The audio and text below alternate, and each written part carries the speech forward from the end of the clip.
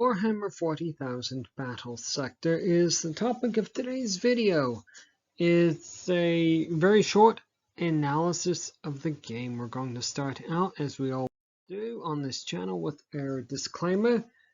The game was not purchased for full price. It was purchased on a sale for a reduced price. The game was played on normal difficulty.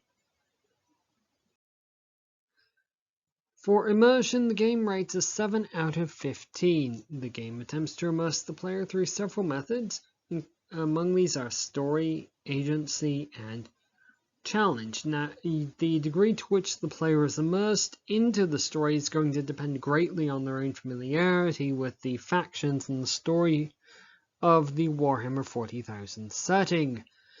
There is a fair amount of immersion to be gained from the challenge and from the graphical fidelity of the game, but ultimately it is going to be the familiarity with the setting that we believe that is going to result in increased player immersion. There is some agency that the player is able to get, mostly through picking an individual unit to comprise their force. But again, this is going to rely on a lot of knowledge of the Warhammer 40,000 setting to result in, to get the player to think about this, to trigger that immersion effect. And for that reason, we rate it a 7 out of 15. Difficulty for the game rates again a 7 out of 15. The options, which you can see on the left-hand side of the screen, are fairly limited. They also rely on very imprecise descriptions of what these do.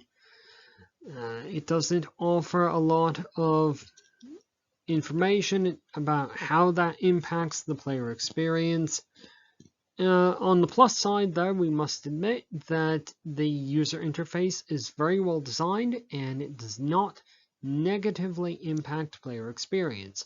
The player is very able to understand what each button is going to do, and the descriptions are very precise and concise and understandable.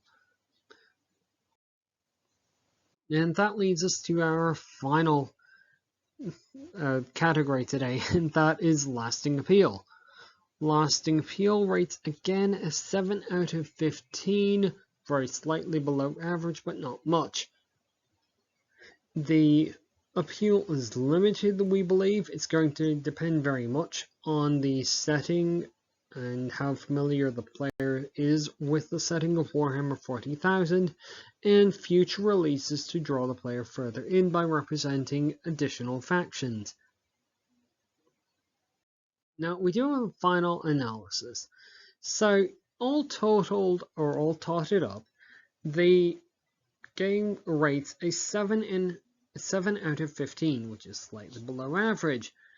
Despite fidelity to the universe of Warhammer 40,000 and the very understandable and usable user interface, the experience and the immersion may be said to rely over much on the Warhammer 40,000 setting. It does have a usable or workable battle interface, but without that familiarity with the Warhammer 40,000 setting, we do believe that it's not going to rate very highly with players who are not already fans of the Warhammer 40,000 setting, or at the very least familiar with it, or have someone there to guide them in the setting and provide them that immersion from their point of view.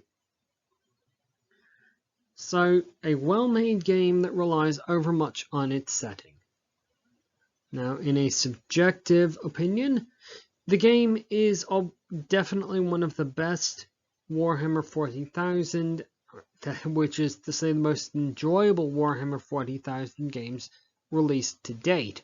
It would definitely rate up there in a subjective opinion with Dawn of War 1, certainly above Dawn of War 3, because it does allow for a lot of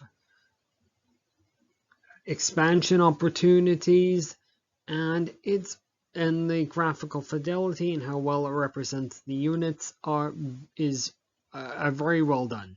More content would certainly be welcomed. But again, that relies on the familiarity of the Warhammer 40,000 setting.